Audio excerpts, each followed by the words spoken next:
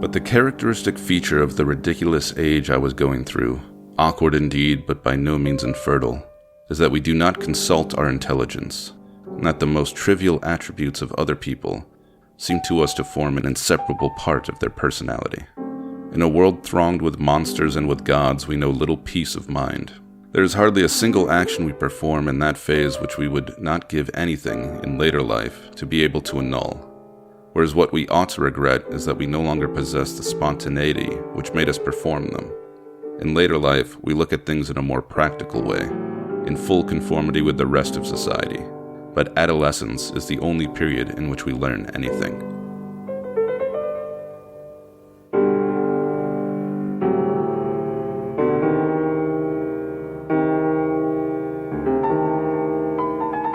Hey, welcome back to the Books of Some Substance podcast. I'm Nathan, and today I'll be joining Nick and David as we continue our pilgrimage through Marcel Proust's great work, In Search of Lost Time. A couple episodes back, in episode 84, we discussed Volume 1, Swann's Way, and in that episode we get introduced to some of the major themes, some of the major characters. We learn about the narrator and you're introduced to his childhood. And this volume, Within a Budding Grove, picks up pretty much where Volume 1 left off. Our narrator's a little bit older, in his adolescence, in his teenage years, beginning to lose interest in his mother's kisses and become a little bit more interested in the kisses of pretty girls. And that's pretty much what this whole book is about. In Swann's Way, I struggled a little bit with some of Proust's pacing. It's a little bit slow at times, and Volume 2 is no different. Halfway through, I have to be honest, I wanted to give up. But I persevered. Thanks to Nick and David, they didn't let me drop out of this one. And I'm glad that I did, because there are passages in Proust's writing that are just unparalleled. They're so beautiful. And his insights about human nature are both profound and precise. And it's a beautiful thing to read. So if you've given it a try in the past, if you're interested in giving it a try, if you feel intimidated, just take it a bite at a time. Set aside some time, read a little bit, and keep going. It's worth it. I promise it pays off. So that's my encouragement. Then once you do that, listen to the episode, or listen to the episode and then read it. Hopefully we can convince you. We do a lot of quote reading in this episode because there's a lot to love. Give it a listen and let us know what you think. Leave us a rating or review on Apple Podcasts or wherever you listen to your podcasts. We'd love to hear from you. All right. Hope you enjoy.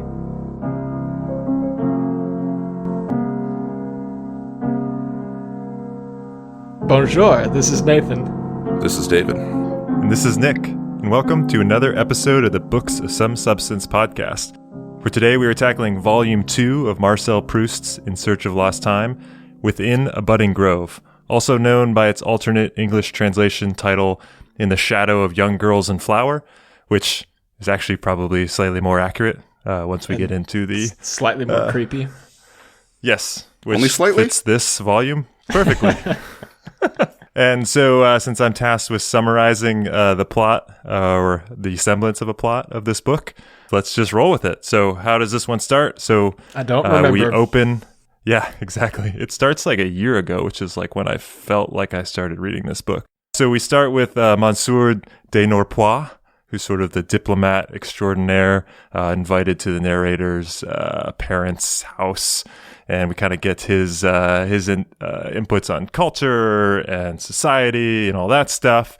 And it's kind of an early thing in which he sort of trashes the narrator's like favorite writer, Bergot, and then also sort of underhandedly or overhandedly, either way, also trashes the narrator's writing. And that section is awesome because it's hilarious. It's basically ripping on exactly what Proust's writing is, right? He goes on this rant about how art for art's sake is ridiculous. The bottom of page 61. Again, for those who don't know, we're using the, what are these? The Modern Library, Moncrieff, Kilmartin, and Wright books. I mean, this is a long one. I don't know if you want me to read it, but... Just commit. Do it.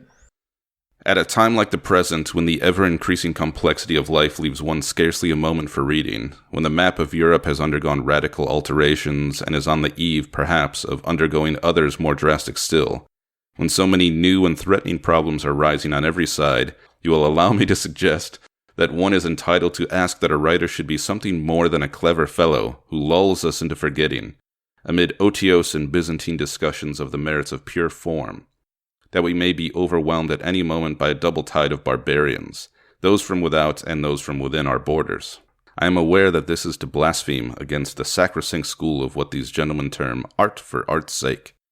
But at this period of history, there are tasks more urgent than the manipulation of words in a harmonious manner. This argument is always going on, and there's always people making this claim. As old as time. I liked it because it sort of felt like Proust had a bone to pick. So he's like, I'm just going to write this right in here, which he can. He's in charge of his own memory. And to be honest, there are moments when reading Proust where you're like, what's the fucking point? At least for me. Just moments? I mean, especially if you're reading this for a deadline and don't have time to just luxuriate in it. Yeah. For sure. Absolutely. Like the middle 300 pages?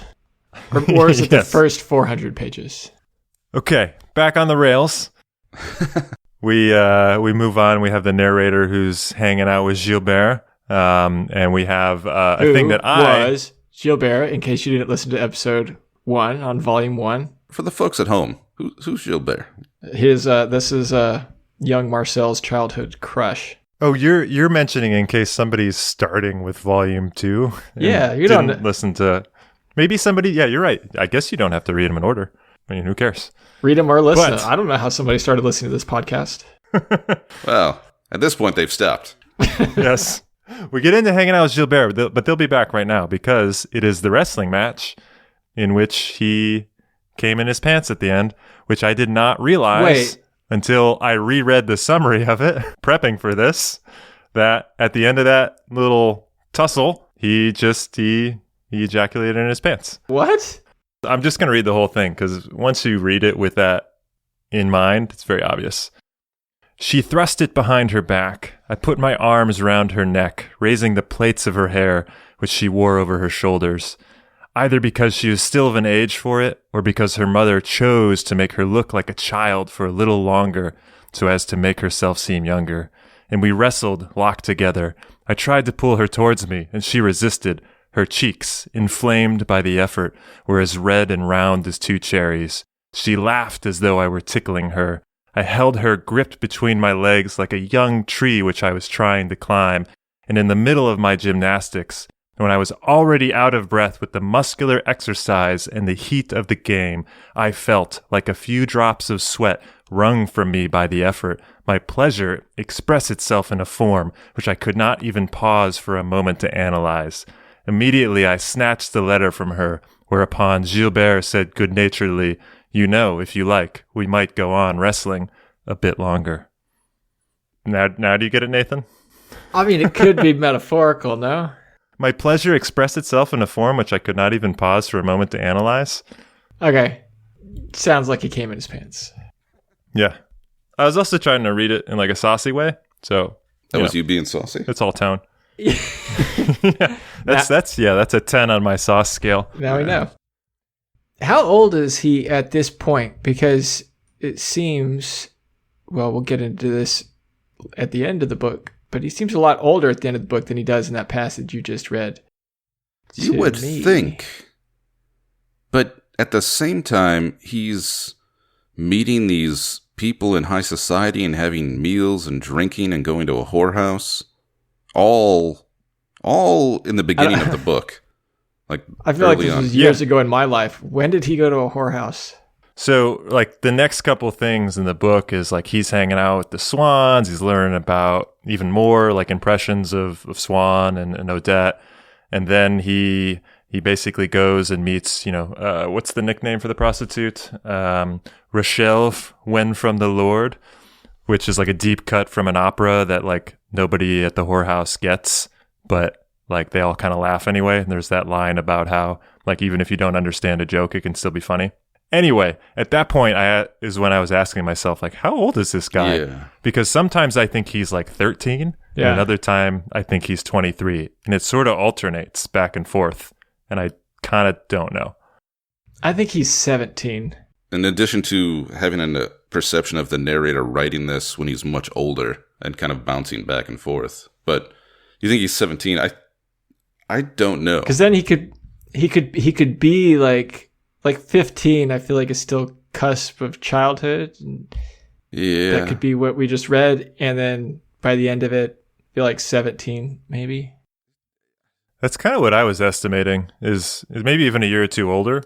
Like, I don't think it would have been uncommon for a 14-year-old to see prostitutes in that era. I think that was that was the flow. The way he behaves and the way he acts, he's very childish in some ways, in a lot of ways. Especially his affection for his mother and his grandmother is very much like a young child.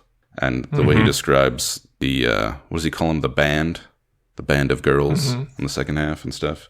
So even that, I think, takes place years later, 2 years later. I think it's like 2 years later, yeah. But he still has this sort of childlike perception of the world, it seems to me. Yeah, I mean, there's a section later in the book where he's basically talking about kind of how frightened he is in his new room at the beach. And like, that's not a 22-year-old, right? Like, well, and that's one of the passages, and maybe we'll talk about this, but he mentions how habit will eventually get him comfortable. There's like a chunk in the middle where he mentions habit repeatedly as being this force for change or being stuck in a rut or something. It's just very obsessed with that notion. Yeah. Well, let's get back and then we'll get to the middle. Sure. We'll get to those habits. Oh, yeah. I don't know how you're going to make it through the rest of this thing, but anyway. No, I got this. Okay. Just got to keep it on the rails. We are going to keep interrupting you with quotes.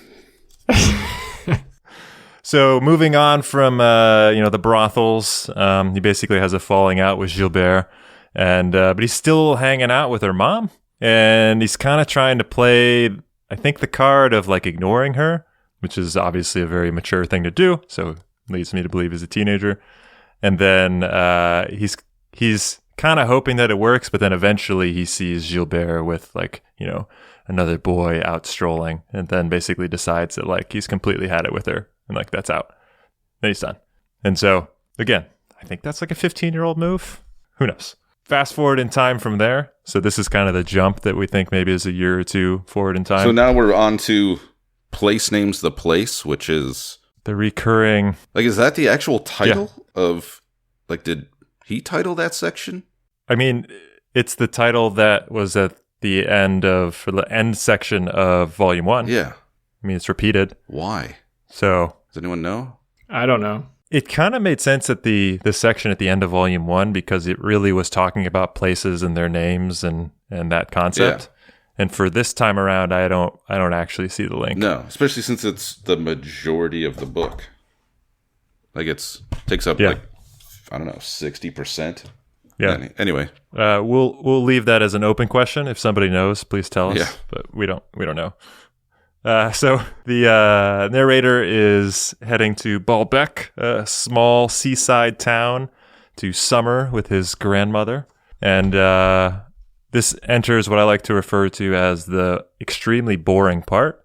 I don't know, 200, 300 pages? I'm completely kind of missing like any useful quotes and things from it. He's meeting all like the society folks, and there's all these discussions, and people have opinions, and I don't remember what any of them are. That felt like the slog of the book. Yeah, I would agree. I did actually highlight quite a lot from this. You almost can't help yourself. He just churns out these gems. We're talking like pages between like 300, 400-ish. Yeah, that's my desert of markers. The only thing I have is a lot of quotes about habit. And the early, like when he first gets on the train, you first realize that he's this, horny adolescent who's falling in love with everyone, including what I can't remember what. Oh, yeah. It's like a coffee girl like or something. Or who was at the station or at the country station or something. And there's a good quote. Let me see if I can find it. I think it might be 331. I mean, anyone who's ever been young and fallen in love with a stranger, which I think is a common thing for young people, maybe just me. I don't know. All right. So he says, I applied to her face, which was blurred in the twilight, the mask of my most impassioned dreams, but read in her eyes as they turned towards me the horror of my own non-entity. Which made me laugh. That's what's just so funny about this, is like, if it really is a teenager, the descriptions of these things are just so, like, oftentimes highbrow that there's no way a teenager thinks like that. But I love, like, the juxtaposition that somehow, you know, just through this process of writing this book, he is very honest in some of the behaviors. You know, like, narrator through all of this is just continually like falling. It's not even falling in love, being infatuated with different women that he even mentions at times that he can't really tell apart, but he's just projecting his own emotions onto them. And, you know, it's a very, very teenage, youthful way of behaving. But then he describes it in very eloquent, beautiful ways. And I love that. I love that juxtaposition, because I feel like in modern literature, when it's a naive teenager behaving, like it needs to be described in a way that fits with that. Otherwise, people say it's not authentic. So here we just get that, I don't know, tonal opposites in a way. And I think it's great. I think it gives like kind of a beauty to the terribleness of adolescence that, you know, as you read in the beginning, David, basically, you know, nobody looks good during it. It's kind of a mess. Yeah, I love that. And I think that lens is sort of, I don't know, for me reading this, even, you know, that passage you just read, David, so many things take me back, and I'm like, oh, wow, yeah, that is what it was like, isn't it? And I think it's his language, which is both poetic but also incredibly precise, that can make this period of time that, you know, probably a lot of us have kind of tried to put on the back shelf. This isn't something we want to recall a whole lot, being a foolish adolescent, and like brings that right back up into the way that, you know, I understand things now as an adult, or, you know, not to say that I understand things the way Proust did, because I think he's incredibly insightful, but that he can kind of illuminate these periods of time in his past. But yeah, I feel that resonance as well. Yeah. So sorry, I have a passage from the supposedly tagline boring part, which is amazing, I think, and long. I apologize, but it's a. Is this like the last volume where the boring part is the exciting part, and the honestly, exciting part is the boring part, and it all depends on the even reader? Though there are boring parts, the boring parts to me are when like he's engaged with the society chit chat. Like that stuff. Yes. Is boring. Exactly. But anytime he's sort of I just can't reflecting do it. in these long poetic ramblings, I love it, man. I'm so just like enjoying it, even though I get lost in his sentences and like, what the fuck did I just read? Hold on. Like, I wish I had more time to read these, and I can see why people return to these books just to enjoy the reading experience. A very what's his name? Norpois enjoyment. Yeah. But anyway, here we go. So this is a passage on habit and death. Habit, which was even now setting to work to make me like this unfamiliar lodging, to change the position of the mirror, the shade of the curtains, to stop the clock, undertakes as well to make dear to us the companions whom at first we disliked, to give another appearance to their faces, to make the sound of their voices attractive, to modify the inclination of their hearts. It is true that these new friendships for places and people are based upon forgetfulness of the old. My reason precisely thought that I could envisage, without dread, the prospect of a life in which I should be forever separated from people all memory of whom I should lose. And it was by way of consolation that it offered my heart a promise of oblivion, which in fact succeeded only in sharpening the edge of its despair. Not that the heart, too, is not bound in time, when separation is complete, to feel the analgesic effect of habit, but until then it will continue to suffer. And our dread of a future in which we must forgo the sight of faces and the sound of voices which we love, and from which today we derive our dearest joy, this dread, far from being dissipated, is intensified. If to the pain of such a privation we feel that there will be added what seems to us now an anticipation more painful still, not to feel it as a pain at all, to remain indifferent, for then our old self would have changed. It would then be not merely the charm of our family, our mistress, our friends that had ceased to environ us, but our affection for them would have been so completely eradicated from our hearts, of which today it is so conspicuous an element, that we should be able to enjoy a life apart from them, the very thought of which today makes us recoil in horror. So that it would be in a real sense the death of the self, a death followed, it is true, by resurrection, but in a different self, to the love of which the elements of the old self that are condemned to die cannot bring themselves to aspire. It is they, even the meanest of them, such as our obscure attachments to the dimensions, to the atmosphere of a bedroom, that take fright and refuse, in acts of rebellion which we must recognize to be a secret, partial, tangible, and true aspect of our resistance to death, of the long, desperate daily resistance to the fragmentary and continuous death that insinuates itself throughout the whole course of our life, detaching from us at each moment a shred of ourself, dead matter on which new cells will multiply and grow. And it just kind of keeps going from there. But it's just so good. That was just a good long runner. You nailed it. The sound of one man clapping.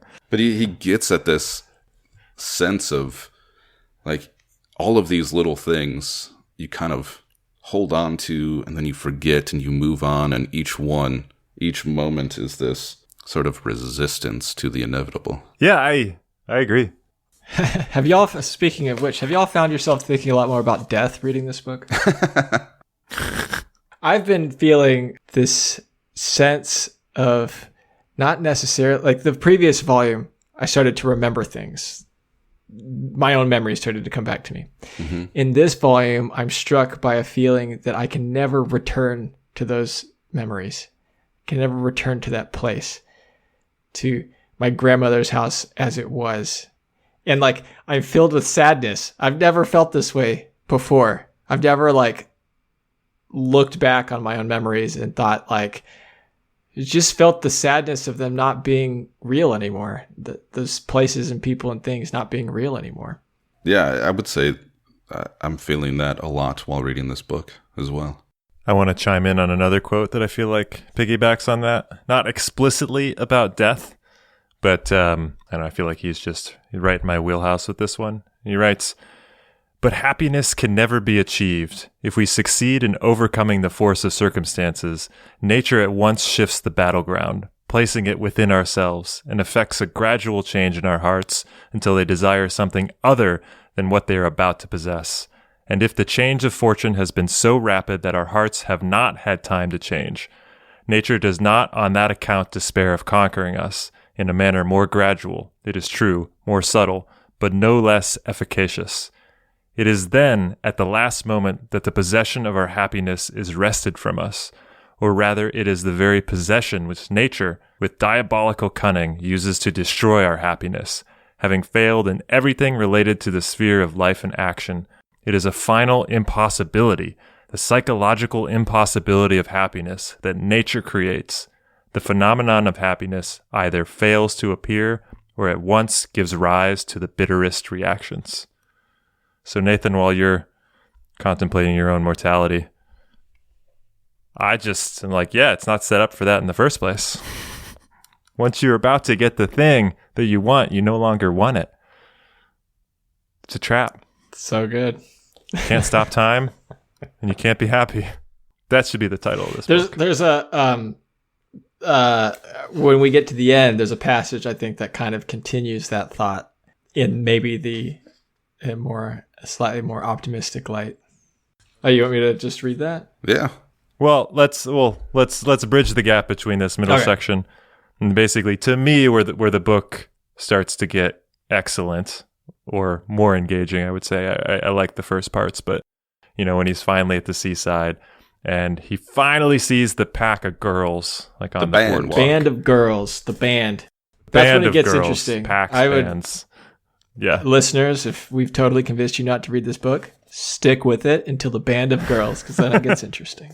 So as he is attracted to the old band of girls, he's basically trying to figure out, how do I meet him? How do I bridge this gap?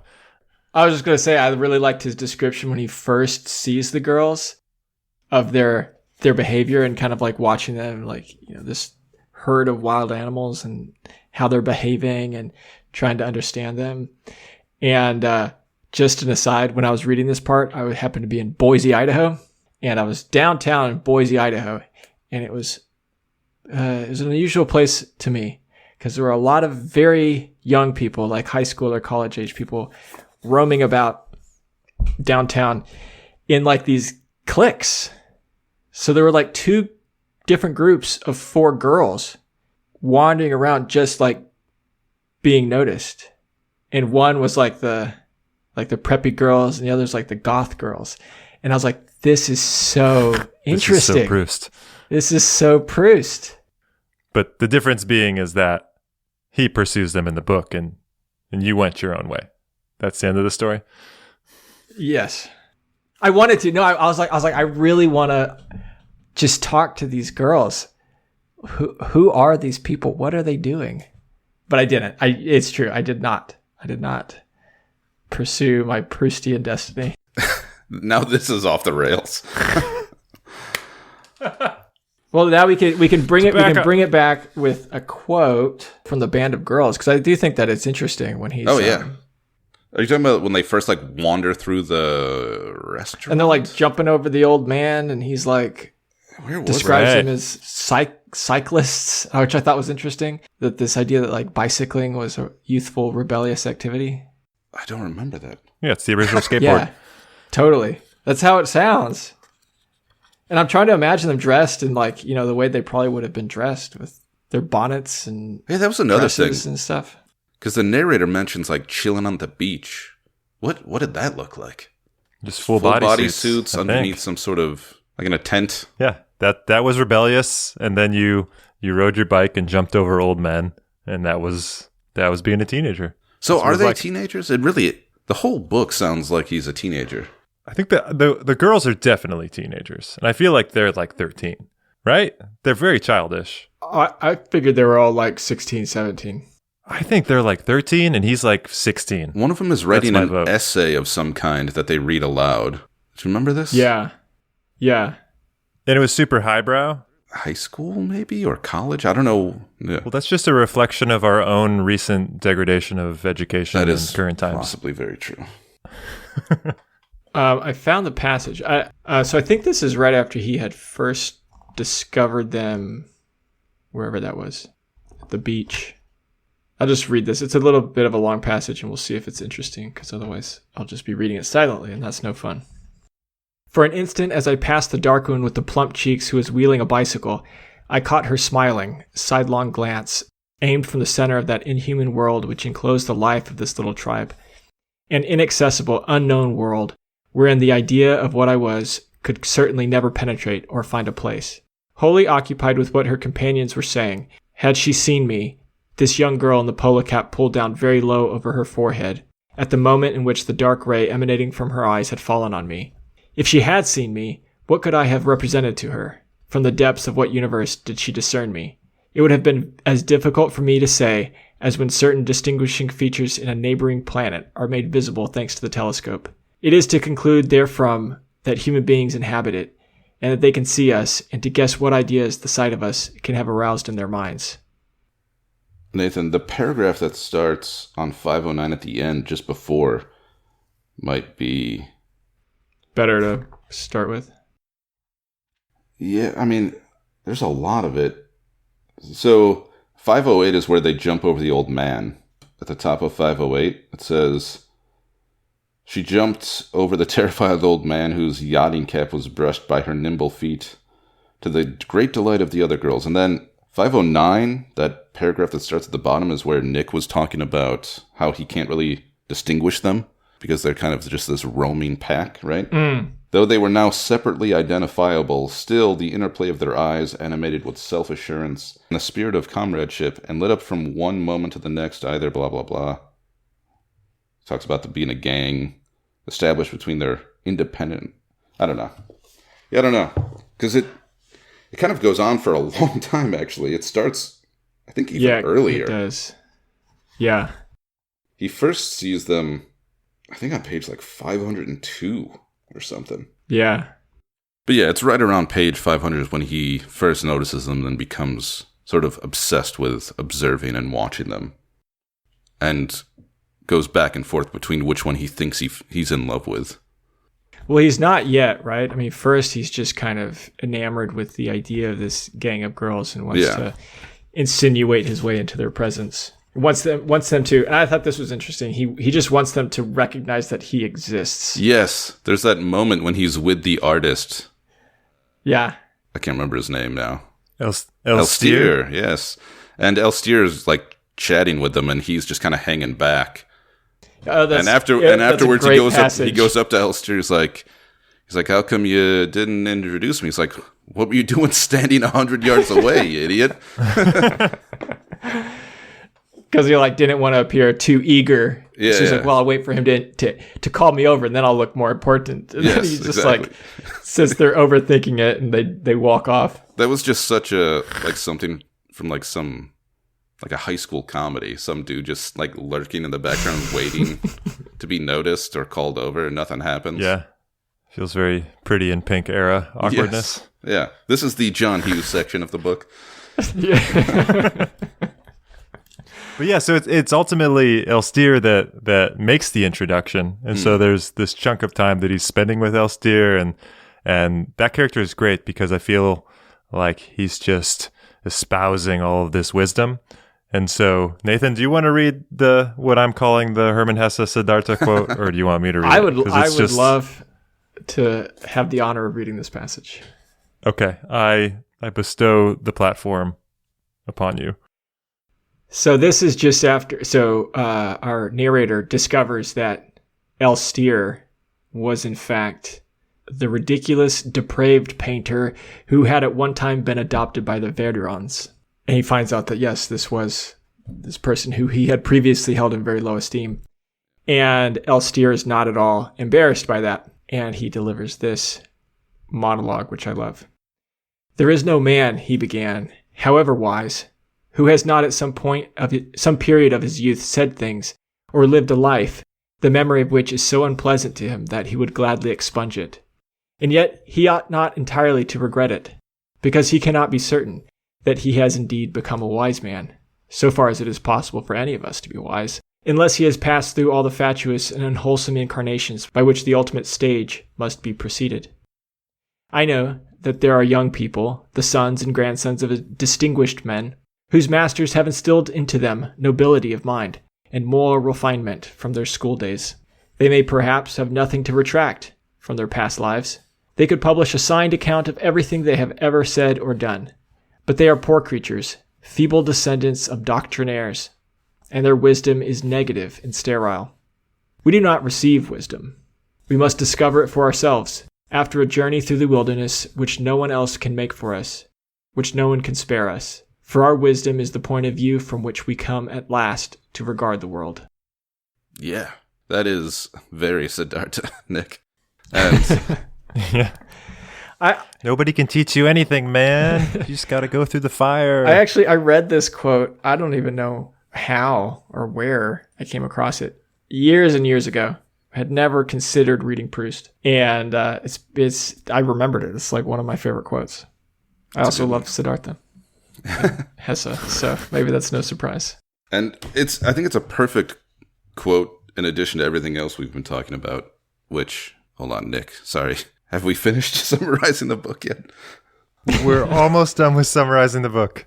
And once I finish with it, then I can relax. Then I'm off the hook. So anyway, so Elstier, ends up doing the introduction. Narrator kind of gets, I would say, integrated into the band of girls, and he's falling in love or infatuation with each one or different ones, kind of alternating. I guess he mostly, I feel like, is obsessed with Albertine, but Andre, we're pronouncing that. There's a period where he's kind of spending more time with her and trying to, I think, maybe again doing his "I'm going to ignore you" move to Albertine. And then he ultimately ends up, getting invited to Albertine's room, and he thinks it's going to be this one thing, and he sort of goes in for the kiss, maybe a little bit too forwardly, and she shuts him down. And then basically from there, everything sort of wraps up. Everybody leaves for the summer, and like the last paragraph is super beautiful. Oh, man. And he's remembering basically their image of when he first met them, upon the boardwalk or along the sea. And so you get this nice like remembering within the book of remembering. And so I was like, you stuck the landing on that no one. Kidding. But now that I've wrapped it up, I want to read one more quote about the middle part of Albertine and Andre, and sort of the interchangeableness of the narrator's love. And so it goes, "If in this craze for amusement, Albertine might be said to echo something of the old original Gilberte, that is because a certain similarity exists, although the type evolves, between all the women we successively love, a similarity that is due to the fixity of our own temperament, which chooses them, eliminating all those who would not be at once our opposite and our complement, apt, that is to say, to gratify our senses and to wring our hearts. They are, these women, a product of our temperament, an image, an inverted projection, a negative of our sensibility, so that a novelist might, in relating the life of his hero, describe his successive love affairs in almost exactly similar terms, and thereby give the impression not that he was repeating himself, but that he was creating, since an artificial novelty is never so effective as a repetition that manages to suggest a fresh truth." And isn't that what he's doing also? Yeah. Yeah, like I love when Proust, like, he does this a lot, where he just basically shows his hand. Yeah. He's like, this is what I'm doing. And so like by the time you read about the exact same way that he describes being infatuated with these girls, he's also just being like, yo, I'm doing this for aesthetic purposes. Are you picking up on this? This is highbrow. I could have just summarized it for you, but I'm doing it in the way it's supposed to be done such that you get this output. And that's definitely like one of the things that is my favorite part so far, 2 volumes in, is he's just playing with that form. And I don't know at this time period how much people were doing that, right? 1919, I think this book came out. It's kind of like it's breaking what's the wall that John Hughes breaks all the time with his characters? Third wall? Fourth wall? Fourth wall. That's it. He's breaking the fourth wall. Breaking the walls down. So yes, this is the John Hughes section of the book. And just because there's a passage, and maybe this is all this is going to become now, it's just reading passages, but when he goes in for the kiss in Albertine's room, just prior to that, it's done in such a poetic and densely philosophical way that just for like a dude who's just really just wants to kiss, it's unbelievably well written. I just got to read this. Hold on. It's a bit, most of these are long, but the sight of Albertine's bare throat, of those flushed cheeks, had so intoxicated me, that is to say, had so shifted the reality of the world for me, away from nature, into the torrent of my sensations, which I could scarcely contain, that it had destroyed the equilibrium between the immense and indestructible life which circulated in my being, and the life of the universe, so puny in comparison. The sea, which was visible through the window as well as the valley, the swelling breasts of the first of the Mainville cliffs, the sky in which the moon had not yet climbed to the zenith. All this seemed less than a featherweight on my eyeballs, which between their lids I could feel dilated, resistant, ready to bear far greater burdens, all the mountains of the world upon their fragile surface, their orb no longer found even the sphere of the horizon adequate to fill it, and all the life-giving energy that nature could have brought me would have seemed to me all too meager, the breathing of the sea all too short to express the immense aspiration that was swelling my breast. I bent over Albertine to kiss her. Death might have struck me down in that moment, and it would have seemed to me a trivial, or rather an impossible thing, for life was not outside me but in me. I should have smiled pityingly had a philosopher then expressed the idea that some day, even some distant day, I should have to die, that the eternal forces of nature would survive me, the forces of that nature beneath whose godlike feet I was no more than a grain of dust, that after me there would still remain those rounded, swelling cliffs, that sea, that moonlight and sky. How could it have been possible? How could the world have lasted longer than myself, since I was not lost in its vastness, since it was the world that was enclosed in me whom it fell far short of filling, in me who, feeling that there was room to store so many other treasures, flung sky and sea and cliffs contemptuously into a corner. "Stop it, or I'll ring the bell," cried Albertine, and then it goes, and she rings the bell, and he has to flee the room. He's literally just talking about how insignificant all of nature and the world, and how tiny and minuscule it all feels, how even death would be an affront to him, and this powerful feeling that he has to kiss this girl. I feel like he just like tree of lifed it right there. Just like zoomed in and zoomed out to like everything, and like now we're looking at the extinction of the dinosaurs and yeah, like amazing. So good. But it really gets at, I don't know if you guys were desperate teenagers who felt the immensity of the world in each little thing sometimes. Yeah. But I sure as hell did. In those moments, it does feel that everything is puny, as he says, in comparison to the weight of your feelings. Yeah. But you're also narcissistic and egotistical. Like you're just being driven by like hormonal stuff. And I just love the capturing of that in the most beautiful poetic way possible. It's just like, it's great. It at times it doesn't make it any less uncomfortable. You know, he's still, he's admitting his own failures and all this, but I feel like it gives it a relatability that is almost better than if it was described in like simple terms, or, you know, through the true like verbiage and vernacular of a teenager.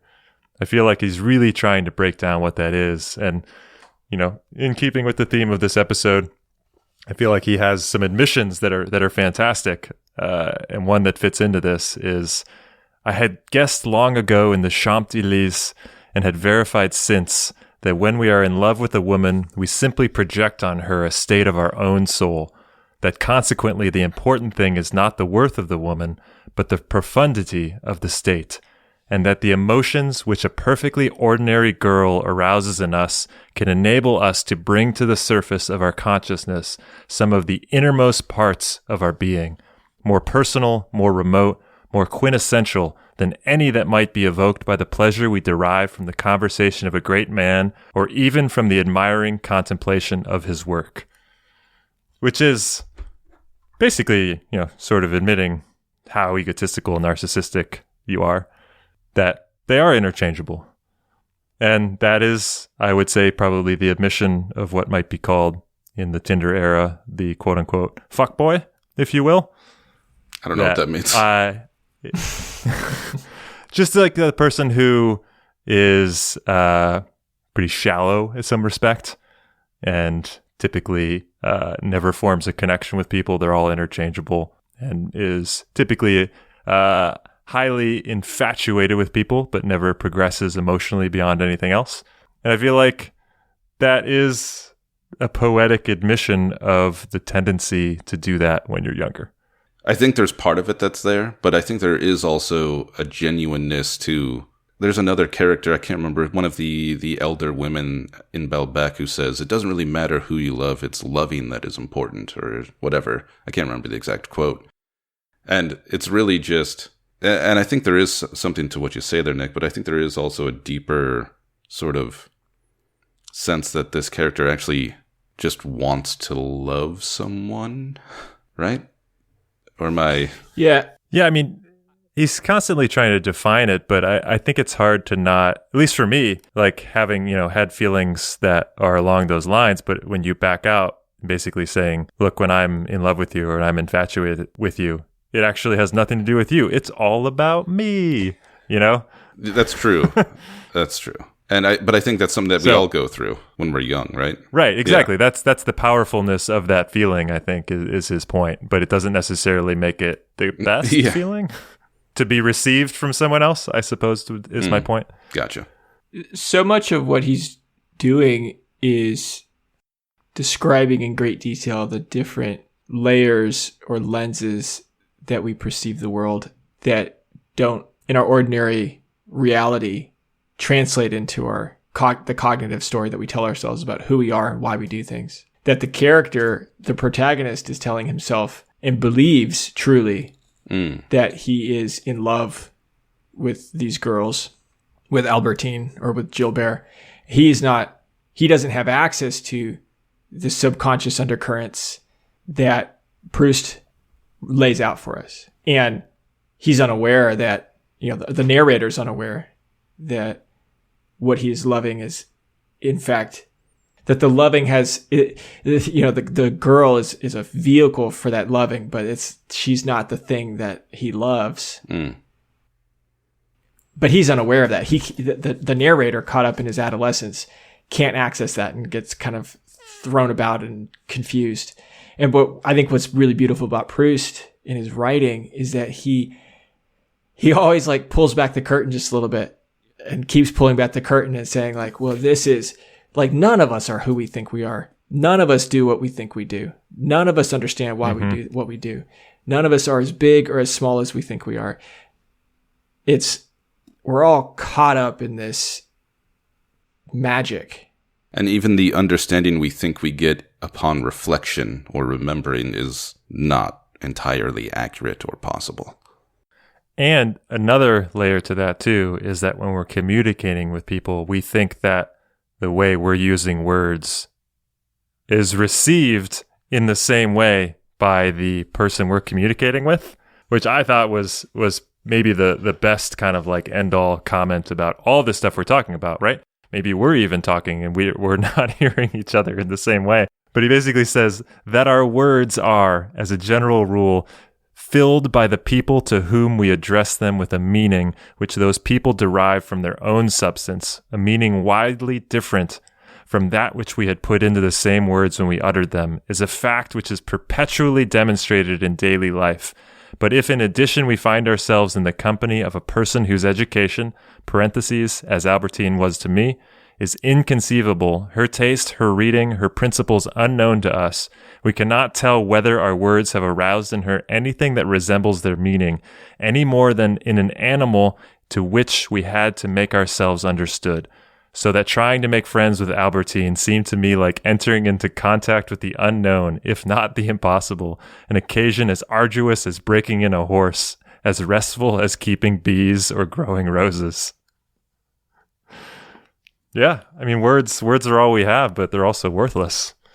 And so, it's hard to interact with people, but also as he's writing and documenting all this, I think he even is acknowledging, I guess he being Proust at this point, maybe not the narrator, but okay, who knows if we're splitting the two. But, yeah, he's sort of saying, I don't know, I'm putting all this into it, but is anybody getting the same thing out? You have your own background. I really have no idea. I mean, that's a good question. I mean, something that feels so powerful to me about reading his prose is how precise it feels. Like how, I don't think that I get everything that he's saying because it's so dense in places, but that he's not skipping over anything. He's not using language lazily at all. It all is getting to the point. It's just that point is so much bigger and more complicated than we're used to or we're accustomed to thinking that it is.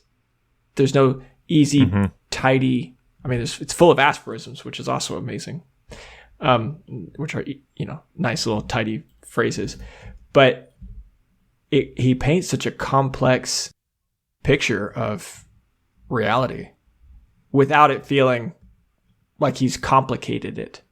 But even in that, I think he's acknowledging that he can only asymptotically approach the full depiction of reality. Like there's no way to get there. And like even as long and as in-depth as this stuff is, you just can't fully capture it. You can't recognize what reality is as soon as you try to get it down on paper. And he talks about that a little bit when looking at art. And when he's looking at Elstier's, and Elstier has, especially I think when he first goes to his place, or there's another time when he goes to his little studio, and he has all of these reproductions of the sea in various forms. Do you know what I'm talking about? And how they capture different moments of reality. Mm-hmm. And we haven't talked about this. We've mostly been talking about adolescent love, but early in the book, and then moments with the artist, there's a lot of discussion of what art should be and what truth should be in art. Or at least there's moments of it. Granted, not as much as ideas of love, which, sorry to backtrack and go around here, but I just found this quote, which exactly talks about, Nick, what you were talking about when you were talking about how we love ourselves when we're loving. When we are in love, our love is too big a thing for us to be able altogether to contain it within ourselves. It radiates toward the loved one, finds there a surface which arrests it, forcing it to return to its starting point. And it is this repercussion of our own feeling, which we call the other's feeling, and which charms us more than on its outward journey, because we do not recognize it as having originated in ourselves. Yeah. I can't think of a better book that has gotten into this topic. No. This level of detail and this level of nuance, right? Like plenty of coming of age tale, right? But really trying to pin down the concept of infatuation and love and interactions with other humans, and just starkly calling out some stuff that I think we all know, but we don't want to say it out loud. But doing it in a way that we could never ourselves say out loud, because none of us have the skill set that Proust does, even though he acknowledges that it still isn't 100% accurate. He can't capture everything. And so just the combination of that stuff it's pretty badass. I mean, I'm into Here's it. an interesting aspect of that. I feel that an artist like Proust makes my own experience, or my memory of my experience, feel more real than it ever could have at the time. You know, it's like you experience something, but you don't have the words to say what it was that you experienced, and then it disappears. Or it becomes like just a hazy generalization of what that was like, and it's gone. And then you read something like Proust, and it's like, oh, now it's like he's put a magnifying glass on my own experience. Now I have the language with which to just catalog, hold on to, store my own memories. So when 16-year-old Nathan got turned down for a smooch, you were actually thinking about the elasticity of time and your own mortality? And you're like, that was it the whole time. That was it. That was it. It had nothing to do with the other stuff. Yeah, I totally agree. I mean, we definitely covered this first episode, but I think it's probably a recurring theme, which is just like, if you're reading writing like this, it really does, first off, require a commitment from you.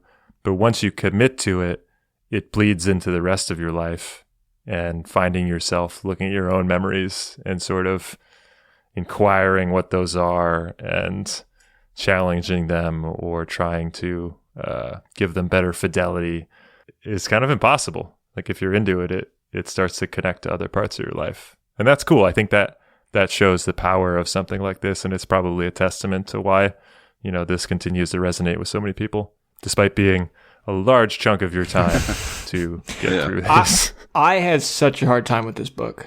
I mean, we extended our recording because I wasn't going to make our original deadline.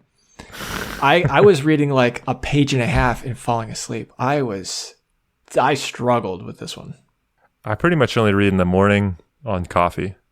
This is not a bedtime book for me. It's like a. I cannot read this at the end of a long day. I'm with you. But as much as that is true, I'm just going to repeat everything you guys just say, and it has a way of enriching your own awareness of life and memory. Yeah, it's a beautiful thing. And art. I don't know, when he was describing the paintings of Elstir and like the cliffs and the kind of the spirit that he was because our narrator learns from Elstir how to see a cliff or how to see the church, how to see ordinary things. There's a great passage where he talks about not realizing the beauty of I don't remember what it was. It was like a mural or something at the church. Is that what you're talking about? No, there's that one too. That one's great too. No, it's after that.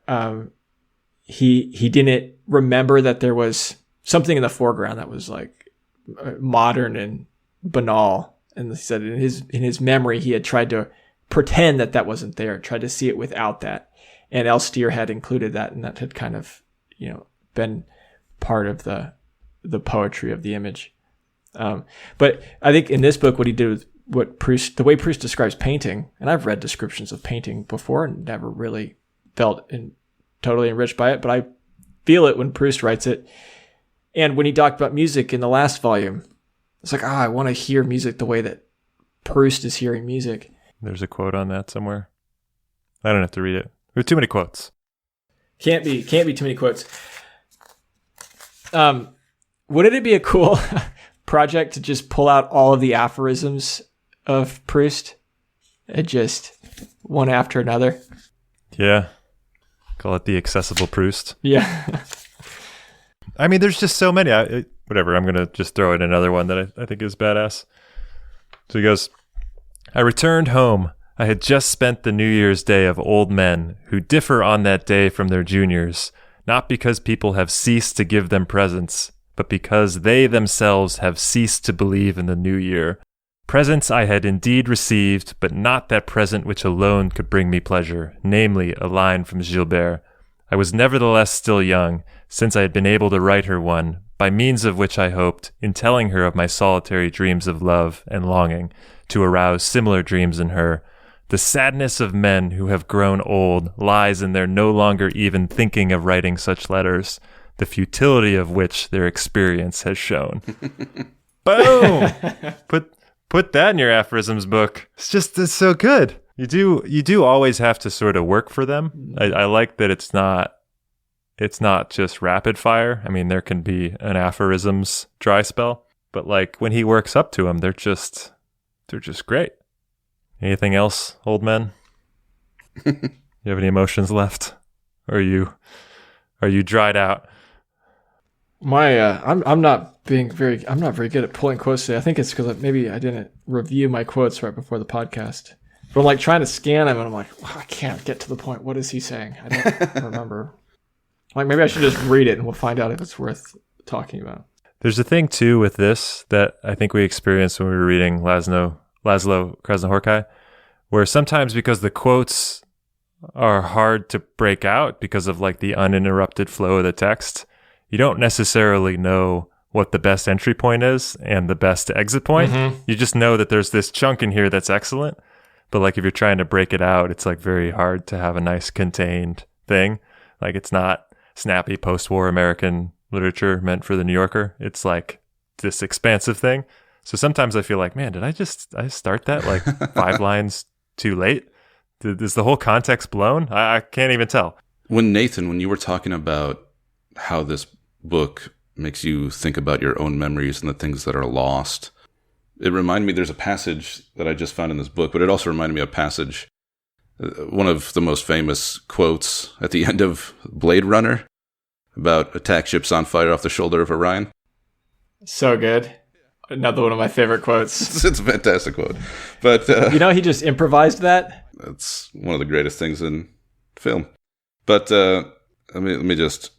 All right. He's talking about how he's sort of slipping into memories of Gilberte, and he mentions, I'll just read part of it first and then kind of bounce, but he says, often our life being so careless of chronology, interpolating so many anachronisms into the sequence of our days, I found myself living in those far older days than yesterday or last week when I still loved Gilberte. And then he talks a little bit more about memory on the next page, 300, and says, that is why the better part of our memories exist outside us, in a bladder of rain, in the smell of an unaired room, or of the first crackling brushwood fire in a cold grate, wherever, in short, we happen upon what our mind, having no use for it, had rejected, the last treasure that the past has in store, the richest, that which, when all our flow of tears seems to have dried at the source, can make us weep again. Outside us? Within us, rather, but hidden from our eyes, in an oblivion more or less prolonged. It is thanks to this oblivion alone that we can, from time to time, recover the person that we were, place ourselves in relation to things as he was placed, suffer anew because we are no longer ourselves, but he, and because he loved what now leaves us indifferent. In the broad daylight of our habitual memory, the images of the past turn gradually pale and fade out of sight. Nothing remains of them. we shall never recapture it, or rather we should never recapture it had not a few words, such as this head of the Ministry of Posts been carefully locked away in oblivion, just as an author deposits in the National Library a copy of a book which might otherwise become unattainable.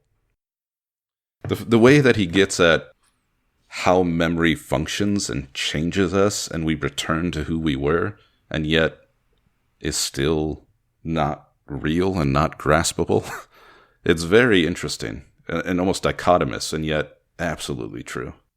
So you want to pair that with the Blade Runner quote of, "I've seen things you people wouldn't believe. Attack ships on fire off the shoulder of Orion.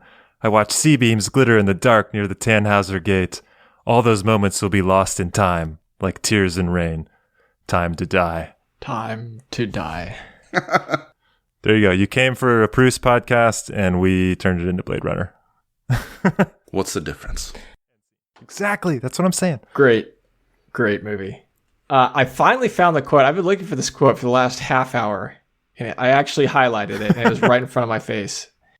And I don't even remember what this was related to, but it was something you said earlier in the podcast, Nick. This is page 7. Much like you can't remember what happens in this volume, you can't remember what happened earlier in the podcast. Yeah, it's too much. All those moments will be lost in time, man. Maybe I'll read this whole paragraph. I didn't highlight the whole thing, but context. No doubt all their faces had assumed quite new meanings for me since the manner in which they were to be read had been... No doubt.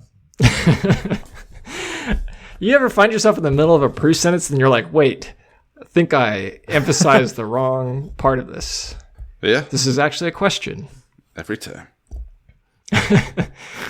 No doubt, all their faces had assumed quite new meanings for me, since the manner in which they were to be read had been to some extent indicated to me by their talk to which I could ascribe a value all the greater in that, by questioning them, I could prompt it whenever I chose, could vary it like an experimenter who seeks by corroborative proofs to establish the truth of his theory. And it is, after all, as good a way as any of solving the problem of existence, to get near enough to the things and people that have appeared to us beautiful and mysterious from a distance, to be able to satisfy ourselves that they have neither mystery nor beauty. It is one of the systems of mental hygiene among which we are at liberty to choose our own, a system which is perhaps not to be recommended too strongly, but gives us a certain tranquility with which to spend what remains of life, and also, since it enables us to regret nothing, by assuring us that we have attained to the best, and that the best was nothing out of the ordinary, with which to resign ourselves to death. So he's saying in that passage, if I'm hearing this correctly, this is something that people can do as a way to not truly live. To live comfortably, but without passion, almost, as a way of sort of detaching yourself from, because it seems like the narrator and Proust does the exact opposite of what that suggests. He seems to imbue everything with mystery and beauty, right? Yeah, paradoxical. Did I misunderstand? You got me. No. I mean, I wasn't trying to get you. I was just. It sounded, I mean, and maybe in the context of where that is, I don't know where that is. That's like saying he's describing what, because there's a few attacks. Nick read one of them on like older people who become too static and too stable. I remember what I was looking for this for was when Nick read the quote about happiness, that when we approach happiness, it recedes. And in this, he's saying we approach beauty and mystery and see that there is no beauty and mystery. That it's not the thing hasn't changed, but our ability to see beauty or mystery is something that is conceived as an idea in our head. And when we look to reality to confirm that exists, we find that it's not there. And so we take that as like new information. Oh, this thing doesn't have beauty or mystery, and then pursue on to the next. Okay, well, the next thing has beauty and mystery until we prove to ourselves that there is no beauty or mystery that exists outside of our minds.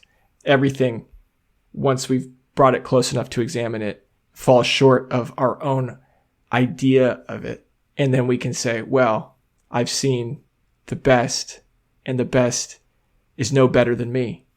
The best is no better than my idea. Time to die.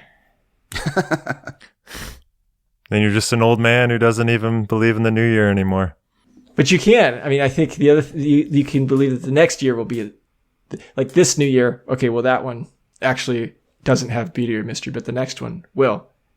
And that's what he's saying, I think, is we can always approach beauty and mystery, but as soon as it gets close, it vanishes.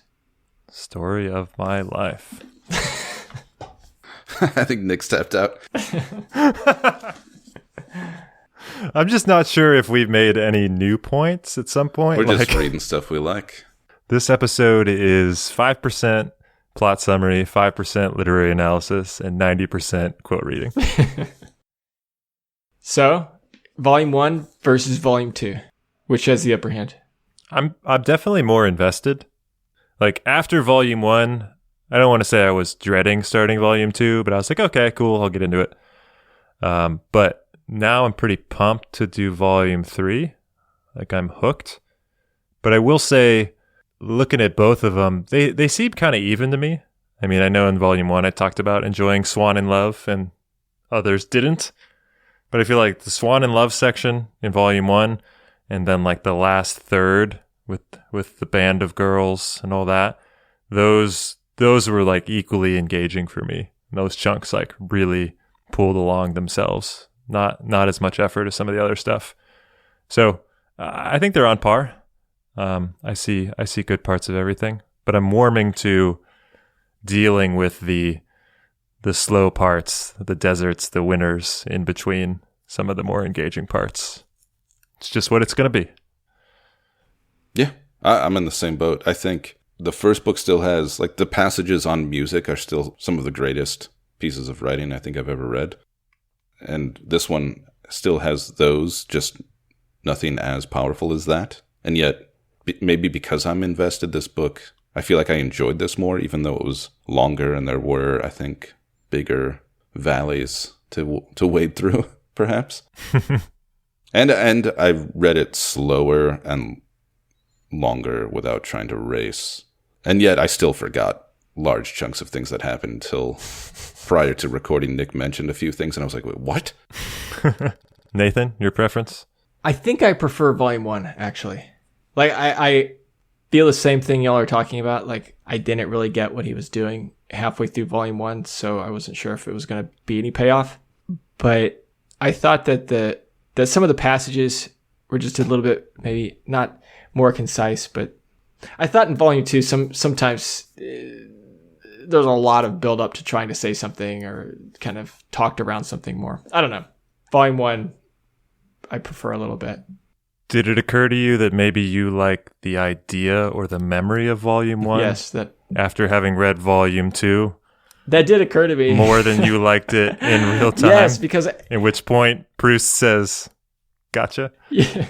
Because he does the same thing in both books, too. I had the same, like, reading experience. Like, halfway through, I was like, I've got to read another one of these. And then by the time I finished it, I was like, give me more. This is amazing. Yeah. And actually, my favorite passage in this whole book was probably the last paragraph. Oh, yeah. Let's close on that. Bring it home. And for months on end, in this Baalbek, to which I had so looked forward because I imagined it only as battered by storms and buried in the mist, the weather had been so dazzling and so unchanging that when she came to open the window, I could always, without once being wrong, expect to see the same patch of sunlight folded in the corner of the outer wall, of an unalterable color, which was less moving as a sign of summer than depressing as the color of a lifeless and factitious enamel. And when Francoise removed the pins from the top of the window frame, took down the cloths, and drew back the curtains, the summer day which she disclosed seemed as dead, as immemorial, as a sumptuous millinery mummy, from which our old servant had done no more than cautiously unwind the linen wrappings before displaying it, embalmed in its vesture of gold.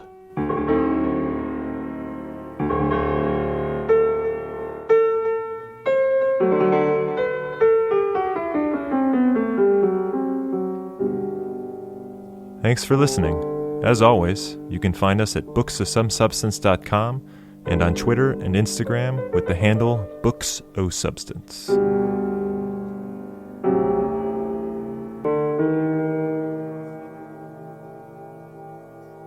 Where does it start getting good?